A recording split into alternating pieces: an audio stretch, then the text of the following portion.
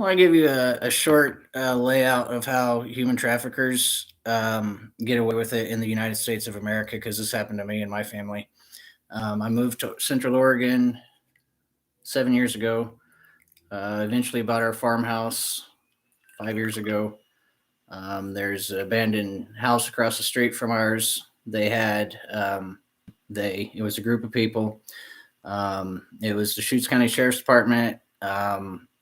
And other people that they work with. I'm not going to go into.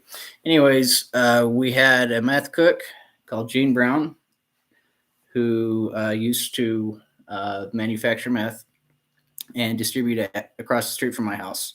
For that reason, I got firearms. Okay. And this went on for several years. The cops would never do anything about them. Well, Gene Brown's nephew started dating Ivy, my oldest daughter. Ivy didn't know that that was the meth cook's nephew. Well, it's weird because we got a meth cook we can't get rid of, and cops won't run off.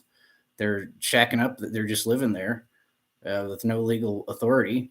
And then you got his family member dating my firstborn daughter. Well, I got guns to protect my family because the meth cooks. I believe what happened was someone went to my wife, a detective or someone in the Shutes County, probably went to her and told her that I'm dangerous or something and convinced her to red flag law me.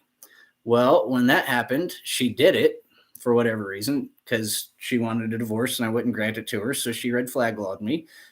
Someone around her in the Shutes County Sheriff's Department or court system convinced her to red flag law me. This I'm pretty surely aware of. It was just weird. They took my guns and told me I could never see my family again.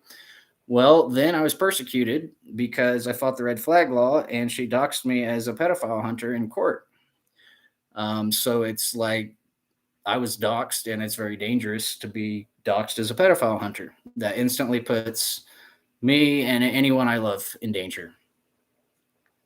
So I was north of Bend in Three Pines Lodge, and I called the police for some help, and they basically falsely arrested me. I called them for help, and I ended up in the jail, and they tried to charge me with 40 grams of heroin I didn't have. They tried to, and I convinced them that would be a very big mistake, and they tore up the paperwork. Well, the next day, Deputy Looney and his wife, Looney Tunes, stock names, dosed me with liquid LSD, some type of liquid hallucinogen. And so I went to my house thinking my family was getting raped to death because I've seen some things and I knew my family got set up. They dosed me with LSD, so I went to the house to make sure they were safe.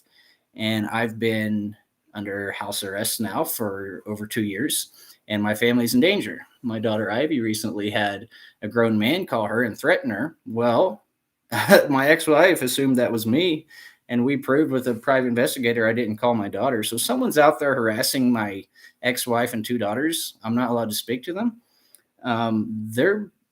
They're not safe. There are human traffickers out there. They set our family up from the start. You see how they do it. They use they wedge their way into the marriage, push you towards a divorce. They control the wife. They convince the wife that the husband is dangerous, so she red flag laws him. You don't need anything for a red flag law here in Oregon.